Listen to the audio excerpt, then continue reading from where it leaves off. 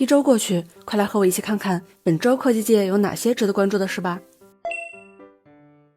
AI， 本周的 AI 圈基本上是被 DeepSeek 逼向绝路后，忽然集体良心发现且充满乐子的世界。下边让我们欢迎1号选手百度。为什么要在你对闭源这么坚持呢？我觉得开源其实是一种智商税。其实在大模型这个领域，开源其实是最贵的所以呢，开源模型会越来越落后。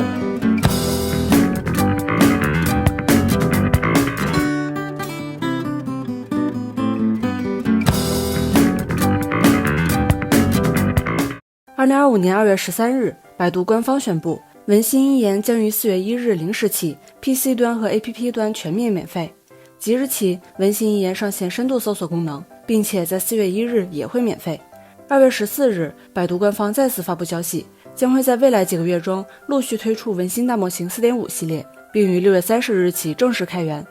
然后是2号选手 OpenAI。2025年2月12日 ，OpenAI CEO 奥特曼宣布，他们上周推出的只有开了$200 Pro 会员才能用的 Deep Research 功能将会开放给免费用户，每月可使用2次。比较便宜的 Plus 会员用户每月可以使用10次。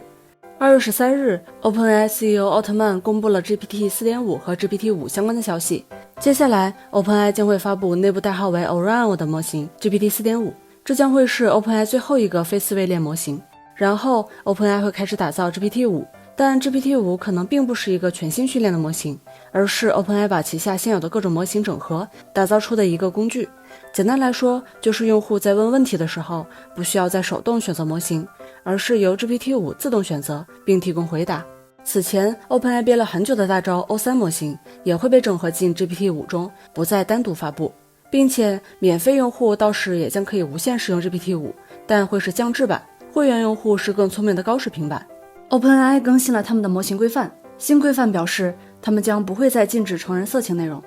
我的评价是，这个可能确实是官方版 DeepSeek 追赶不上的。很久没有更新模型的 Anthropic 本周也被爆料将会上线全新的模型 Cloud 4，以及一个超过满血版 O3 的思维链模型。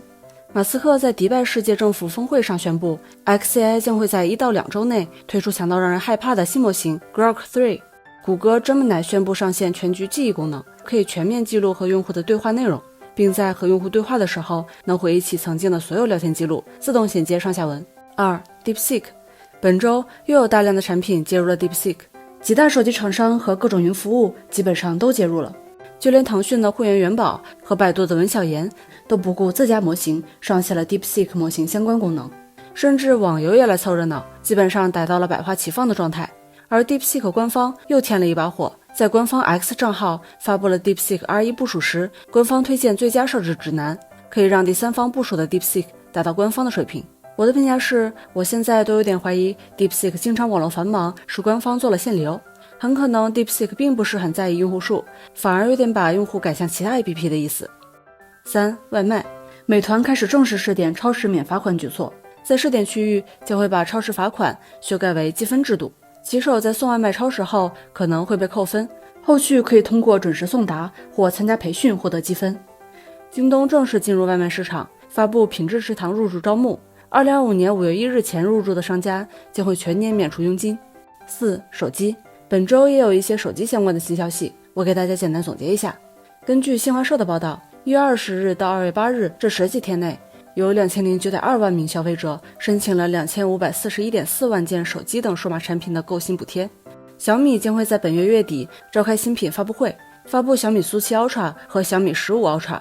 三星 Galaxy S25 系列国行发布，包含 S25、S25+、S25 Ultra 3款新品，5999元起售。OPPO 将会在2月20日召开发布会，发布折叠旗舰 OPPO Find N5。该手机主打轻薄，展开之后只比 C 口厚一点点，折叠后也只有 8.93 毫米，和正常手机差不多。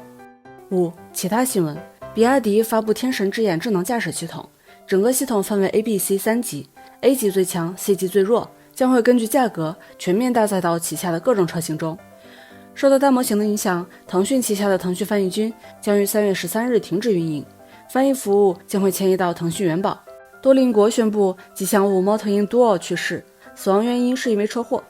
字节跳动因为代码抄袭被判赔偿美社公司8266.8万元。抖音副总裁李亮回应称，是因为一名在美社工作过的员工在离职2年半后加入字节，写代码时重复使用了之前的代码，目前该员工已经离职。苹果 CEO 库克宣布，苹果将会在2月19日发布全新产品。根据此前的消息，此次发布的新品应该是 iPhone SE 4。SE 是苹果旗下价格最低的 iPhone 产品，此次的 SE 4有可能采用 A18 芯片以及 8G 内存，配备单摄像头，屏幕采用刘海屏，搭配 Face ID， 使用 USB-C 充电接口。另外，根据阿里巴巴集团主席蔡崇信证实，苹果将会和阿里合作，在中国大陆推出 AI 功能。根据小道消息，此前优先考虑的百度，可能因为 AI 不能完全满足需求，且百度希望保留用户数据等原因，没能达成合作。不过，苹果为了分散合作伙伴风险，有可能和百度合作开发其他 AI 功能。DeepSeek 则因为缺少大厂的服务经验和人力而被苹果放弃。英伟达新发布的显卡 RTX 5090、5080出现变砖、黑屏、系统无法识别、电源口融化等不稳定的问题。目前，英伟达官方正在调查问题原因。此外，分析师郭明奇表示，RTX 5070、5060两款终端显卡将会因为芯片短缺推迟上线，即使未推迟，也会因为数量稀少导致上线就缺货。英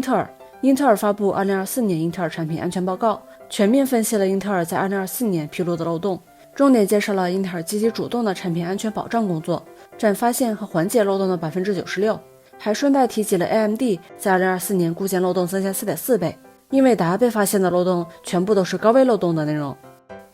Edge 浏览器上线了一份名为如何卸载 Edge 的教程，然而在这个教程里完全没有提及如何卸载，而是全篇都在说 Edge 的优点。在被媒体报道之后，该教程目前已经被删除。Edge 又上线了一个新策略，在 Edge 中使用 Bing 引擎搜索 Chrome Web Store， 会出现一个横幅，引导用户跳转到 Edge 的扩展商店。AI， 字节跳动开源了一个新的视频生成模型 Video World， 它可以从未标注的视频中进行学习，只需要观看视频就能学习复杂任务，就像婴儿观察世界一样。感兴趣的可以下载研究一下。阿里开源了一个 AI 音乐生成项目 Inspire Music， 可以通过文字或者用户描述的音乐特征生成各种风格的音乐。目前模型已经开源，也可以在官方 demo 中进行体验。Breeze Shell， 微软在 Win11 中上线了新的邮件菜单，默认情况下只展示部分内容，想要查看全部功能，需要点击显示更多选项，或者按着 Shift 点击邮件，不但不方便，而且很不优雅。Breeze Shell 是一个邮件菜单美化工具，使用之后，邮件菜单被重新调整为了1级，并且还能获得极其流畅优雅的动画，资源占用也非常低。喜欢折腾的话，还可以修改配置文件，自定各种样式。对原生邮件菜单不满的话，可以试试这个项目。Sketchy Bar， 这是一个 macOS 上的顶部状态栏定制工具，可以让你根据自己的想法定制既美观又实用的 Mac 状态栏。感兴趣的苹果用户可以试试。本周 iPic 一共有2款限时免费，第一款为 F1 车队经理2024，这是一款赛车主题的模拟管理游戏，玩家需要合理配置自己的赛车队伍，参加各种赛事。Steam 2600人，好评率 75%， iPic 评分 4.6。 第二款是 Apex Legends 罗巴免费解锁捆绑包，可以解锁罗巴和急流史诗级皮肤。以上就是本期视频全部内容，我是雪莉99，我们下期再见吧。